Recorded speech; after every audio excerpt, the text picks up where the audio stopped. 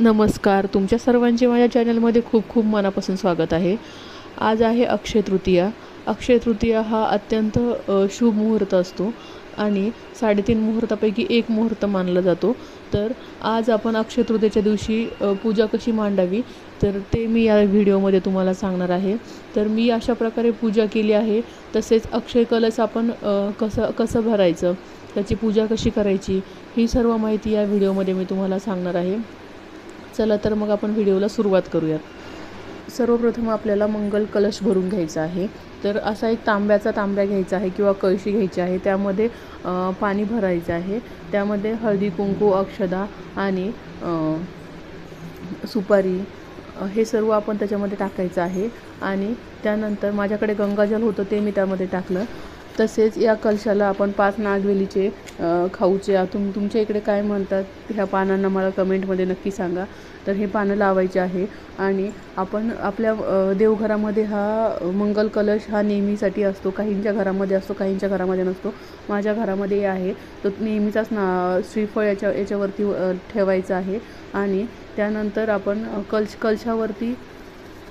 कलशावरती आपण हे स्वस्तिक काढायचं आहे आणि 5 रेषा ओढायच्या आहेत कलशावरती। तर या प्रकारे माझा मंगल कलश तयार आहे। आणि माझा हा मंगल कलश नेहमी देवघरामध्ये असतो, तर मी त्याला देवघरामध्ये स्थापन करते। आता आपण बघूया अक्षय तृतीयेची पूजा। तर अशा प्रकारे मी एका पाटावरती लाल वस्त्र अंथरून लक्ष्मीनारायणांची फोटो घेतला आहे। तसेच कोल्हापूरच्या लक्ष्मी देवीचे माझ्याकडे फोटो आहे, तोही मी पूजेमध्ये ठेवला आहे। सर्वप्रथम मी दिवा प्रज्वलित करून घेतला आहे। दिवाला हळदी कुंकू, अक्षदा आणि फुलं अर्पण केली आहे। तसेच हे 3 विड्याचे पानं दुहेरी करून म्हणजे डबल विड्याचे पानं 3 ठिकाणी ठेवले आहे। कारण आपल्याला याच्यावरती गणपती, लक्ष्मी आणि भगवान विष्णूंची अभिषेक करून ह्या विड्यांच्या पानांवरती ठेवायचं आहे। जर तुमच्याकडे हे विड्याचे पानं नसतील तर तुम्ही अक्षदा ही मूर्तीखाली ठेवू शकतात। आणि तसेच मी पूजेमध्ये जो लक्ष्मीनारायणाचा फोटो दिसतो आहे त्याला मी स्वच्छ पुसून गंध लावून पूजेमध्ये ठेवले आहे। तसेच कोल्हापूरच्या लक्ष्मी मातेचाही फोटो पुसून गंध लावून पूजेमध्ये ठेवला आहे।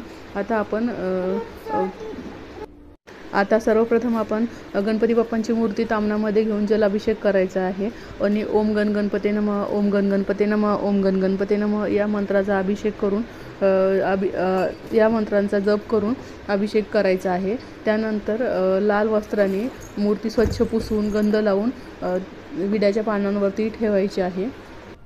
तर अशा प्रकारे मी मूर्तीचा अभिषेक करून विड्याच्या पानावरती गणपती बाप्पांची मूर्ती ठेवली आहे। त्यानंतर आपल्याला बाळकृष्णांच्या मूर्तींवरती जलाभिषेक करायचा आहे। ओम नमो भगवते वासुदेवाय नमः, ओम नमो भगवते वासुदेवाय नमः, ओम नमो भगवते वासुदेवाय नमः या मंत्राचा जप करून बाळकृष्णांच्या मूर्तीचा अभिषेक करायचा आहे। ओम श्री महालक्ष्मी नमः, ओम श्री महालक्ष्मी नमः, ओम श्री महालक्ष्मी नमः, ओम श्री महालक्ष्मी नमः या मंत्राचा जप करून मूर्ती विड्याच्या लाल वस्त्राने स्वच्छ पुसून विड्याच्या पानावरती ठेवायची आहे। आणि अशा प्रकारे तिन्ही मूर्तींचा आता जलाभिषेक झालेला आहे। आता आपल्याला या तिन्ही देवतांना अक्षदा आणि हळदी कुंकू लावायचं आहे, हळदी कुंकू अर्पण करायचं आहे। तर अशा प्रकारे मी तिन्ही मूर्तींना हळदी कुंकू अर्पण केले आहे। तसेच आपण या दिवशी 16 वेळा श्री सूक्ताचे पठण करायचे आहे, 16 वेळा पुरुष सूक्ताचे पठण करायचे आहे। जर ते नसेल शक्य होत तर विष्णू गायत्री मंत्रांचा जप करायचा आहे, लक्ष्मी गायत्री मंत्राचा जप करायचा आहे। तर आता अभिषेक झाला आहे, गंधही आपण लावला आहे। तर फुलं अर्पण करायचे आहे, बाळकृष्णांना तुळशीपत्र अर्पण करायचे आहे। तर अशा प्रकारे आपल्याला अभिषेक करायचा होता। आणि बरेच जण आज गोड काहीतरी नैवेद्य बनवतात, तर आमच्या इकडे पुरणपोळीचा नैवेद्य असतो।